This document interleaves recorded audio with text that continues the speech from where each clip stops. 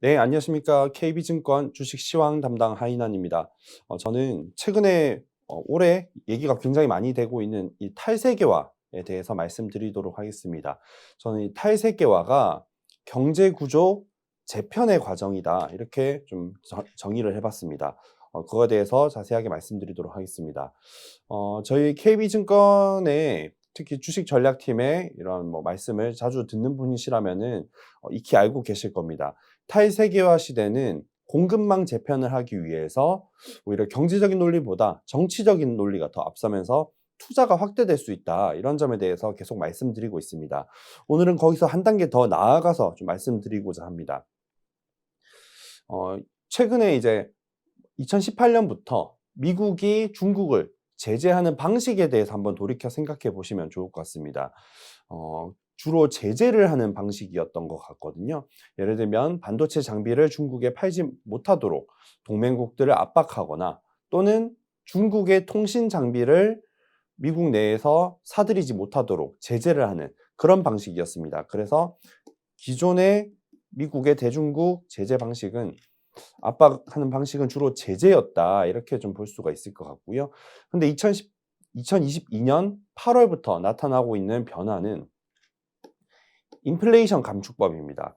이 인플레이션 감축법을 다른 쪽으로 좀 설명을 해본다면은 미국 기업들 또는 동맹국 기업들에게 미국 내에 투자를 하도록 혜택을 주는 그런 쪽으로 설명을 드릴 수가 있겠습니다. 그래서 혜택을 주면서 미국으로 오도록 하는 유도하는 그런 방식으로 이해를 할 수가 있을 것 같고요.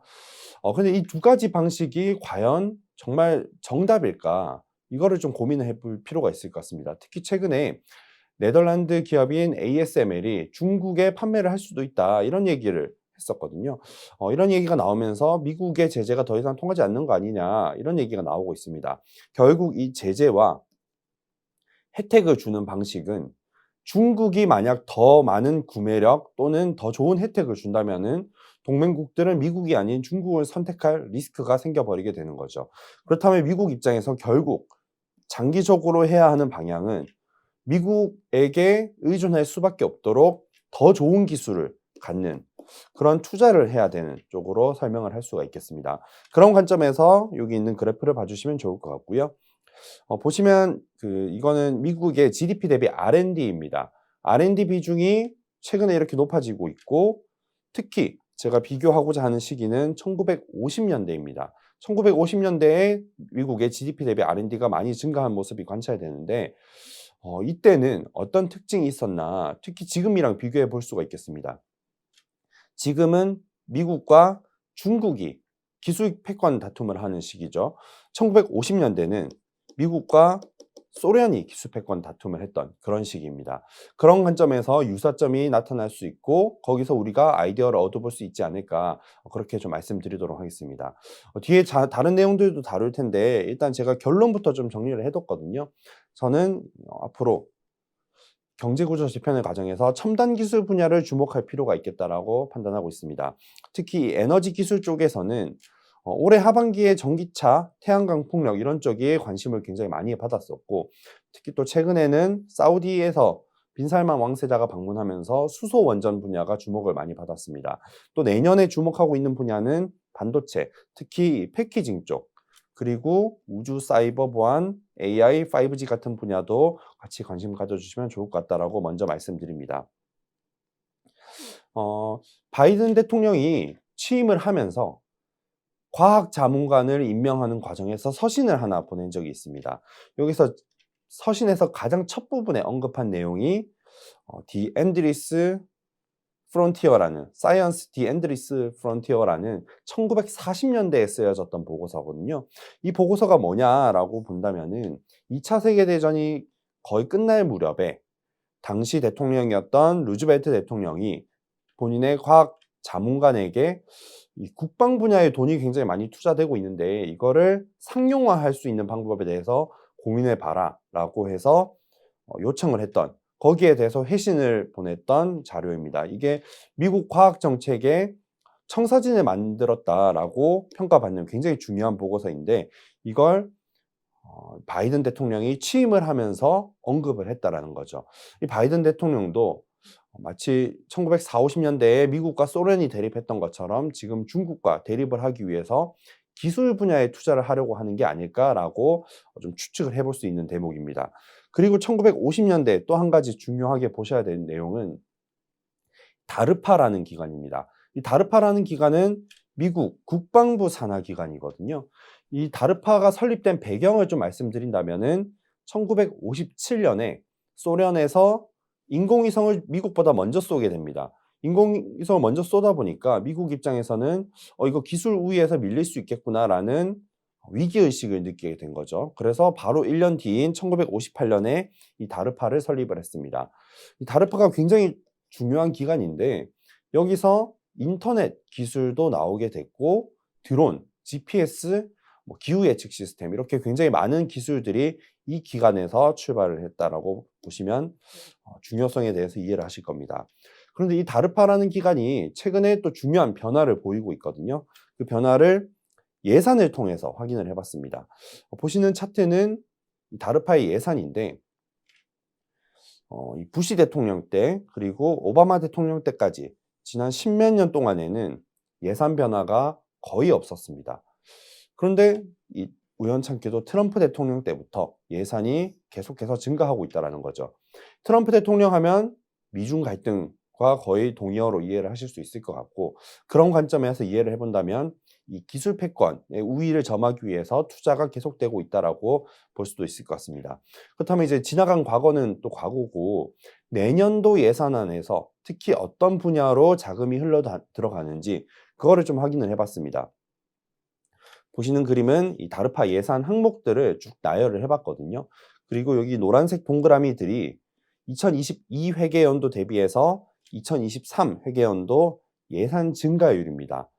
예산이 별로 증가하지 않는 것까지 저희가 보려면은 너무 볼 게 많아지니까 예산이 많이 증가하는 항목만 제가 좀 뜯어봤거든요. 이 항목 안에도 굉장히 여러 가지 기술들이 포함되어 있는데 여기서 특히 3DHI라는 3D 헤테로지니어스 인터그레이션, 즉 이종 집적화라는 반도체 후공정 패키징 쪽에 대한 기술이 신규로 예산이 편성이 되면서 대규모로 예산이 증가했습니다. 그래서 이 미국이 제가 처음에 말씀드렸던 기술 우위를 점하기 위해서 투자를 확대해야 된다라고 말씀을 드렸는데 그 수단으로 삼고 있는 게 이 반도체 후공정 패키징 쪽이 아닐까라고 좀 추측을 해볼 수가 있겠습니다. 그래서 이쪽 분야에 대해서 자금이 대규모로 흘러가고 있고 내년에는 또 굉장히 중요한 기술로 부각받지 않을까라고 주목을 해주시고 또 관심 종목들도 생각해 보시면 좋을 것 같습니다. 그리고 이제 미국이 이렇게 좀 공급망을 재편하려고 하고 있는데 미국의 공급망에서 축출될 리스크에 직면한 국가들이 과연 가만히 있을까라는 점을 생각해 볼 수가 있겠습니다. 중국이나 사우디 같은 국가들을 좀 생각을 해봤고요. 제가 여기 벤 버냉키 전 연준 의장 사진을 좀 넣어둔 이유는 2005년에 버냉키 의장이 글로벌 과잉 저축 이론이라는 걸 제시를 했습니다. 중국이나 사우디 같은 국가들이 즉 경상수지의 흑자를 보이는 국가들이 이 대규모 자금을 미국 국채에 투자하고 있었다라는 거죠. 그게 미국의 버블을 만들어낼 거다라는 내용이었었는데 그런 국가들이 지금 보시면 미국 국채를 팔고 있습니다. 그렇다면 이 미국 국채를 판 자금 또는 지금 무역수지 흑자를 통해서 벌어들이고 있는 자금을 어디에 쓸 것인가 그 부분을 좀 고민을 해봤습니다. 중국 같은 경우는 이 동수서산 프로젝트를 주목하고 있습니다. 이번에 시진핑 주석이 3년임에 성공을 했고 그리고 지금 저희가 중국 하면 잘 알고 계실 정책이 중국 제조 2025잖아요. 근데 이 중국 제조 2025는 어쨌든 2025년까지 뭔가를 하겠다라는 계획입니다. 근데 시진핑 주석의 임기는 그 이후까지 계속되죠. 그렇다면 그걸 이어받을 정책이 필요할 때고 저희가 주목하고 있는 거는 이 동수서산 프로젝트라는 겁니다. 동수서산 프로젝트를 처음 들어보시는 분들께서는 지도를 보시면서 두 가지만 기억해 주시면 되겠습니다. 첫 번째는 서쪽에 뭘 짓겠다라는 거죠. 중국의 경제 기반은 주로 동쪽에 치우쳐 있다 보니까 서쪽에 뭘 지어서 지역 불균형을 완화하겠다라는 것. 그리고 두 번째는 서쪽에 데이터 센터를 짓겠다라는 겁니다. 데이터 센터를 지어서 산업을 고도화하고 그래서 이제 중국 경제를 좀 더 첨단화하는 뭐 그런 쪽으로 이해를 해 주시면 될 것 같습니다. 밸류 체인은 이 데이터 센터 중심으로 이해를 해 주시면 쉽게 기억하실 것 같아요. 데이터 센터를 지어야 되니까 반도체 투자가 필요하겠죠. 그리고 데이터 센터를 가동시켜야 되니까 친환경 투자가 필요할 겁니다. 전력이 필요하기 때문이죠. 그리고 이 데이터 센터에 돌아가기 위해서는 또 통신망이 필요할 테니까 또 5G 같은 분야 투자가 필요할 겁니다. 그래서 이런 분야들이 특히 내년 3월 양회 같은 중요한 이벤트들을 계기로 해서 본격화될 가능성, 거기서 앞서 말씀드렸던 미국에서도 투자를 하고 중국에서도 투자를 하는 그런 과정에서 중복 투자가 나타날 수 있겠다라고 봐주시면 좋을 것 같습니다. 그리고 이 사우디 관련된 내용은 뭐 최근에 이제 워낙 많이 얘기가 돼서 짧게 말씀드리도록 하겠습니다.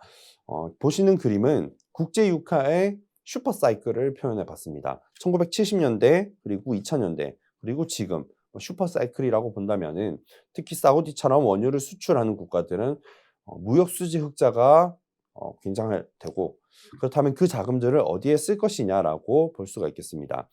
2000년대와는 좀 다른 흐름을 또 보이고 있거든요. 왼쪽 차트를 보시면은 사우디의 금융수지 계정입니다. 사우디는 2000년대에는 보유고 자산, 즉 외환 보유고를 쌓는데 막대한 자금을 썼던 반면에 지금은 이 빨간색으로 표시한 포트폴리오 투자에 막대한 자금을 쓰고 있습니다. 그리고 이 포트폴리오 투자를 또 자세하게 뜯어본다면은 주식 중심으로 자금이 대규모로 증가하고 있다는 거죠. 그리고 이 주식은 또 항목들을 뜯어서 보면 뉴테크 쪽에 대규모로 집중되고 있습니다. 그래서 이 사우디가 이제 저희가 네옴시티로 다들 잘 알고 계실 텐데 사실 네옴시티도 이런 큰 방향성에서 일부일 뿐입니다. 큰 방향성은 뉴테크 쪽을 향하고 있다라고 이해를 하신다면은 최근에 나오고 있는 뉴스들을 더 쉽게 이해하실 수 있을 것 같습니다.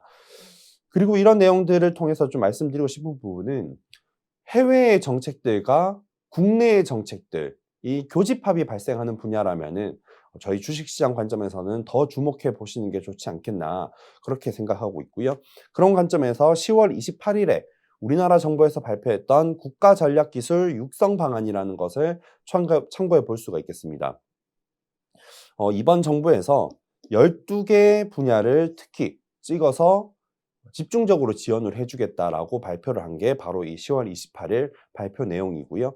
여기서 일단 올해 먼저 착수하겠다라고 한 분야가 반도체, 2차 전지, 수소, 그리고 양자입니다. 그리고 10개 프로젝트를 또 추진할 예정인데 그 10개 프로젝트 중에서 또 2개 프로젝트를 먼저 착수하겠다라고 한 것이 차세대 원자력과 양자 부분입니다.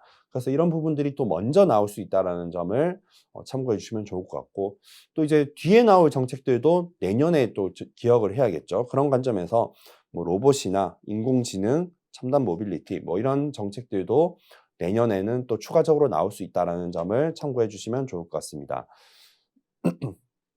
네, 마지막으로 예산만 좀 봐주시면은 이거는 2023 회계연도 예산에서 R&D 분야 부문별 지출 계획을 발표된 내용을 정리를 해봤습니다. 보시면은 과거 정부에서는 산업 중소기업 및 에너지 이런 분야에 대해서 자금이 대규모로 편성이 됐었는데 이번 정부에서는 과학기술 쪽에 대한 자금 편성이 가장 많이 됐습니다. 그만큼 이쪽 분야에 대해서 우리나라 정부도 투자를 많이 하려고 하고 있다는 점을 기억해 주시고, 이런 제가 미국, 유럽, 미국, 중국, 사우디 그리고 우리나라 이렇게 좀 말씀을 드렸는데 이런 좀 교집합이 발생하는 분야들, 아까 말씀드렸던 첨단 기술 분야에서도 과학 기술과 에너지 기술 이런 쪽에서 주식 투자 아이디어를 얻어 보신다면은 좋을 것 같습니다.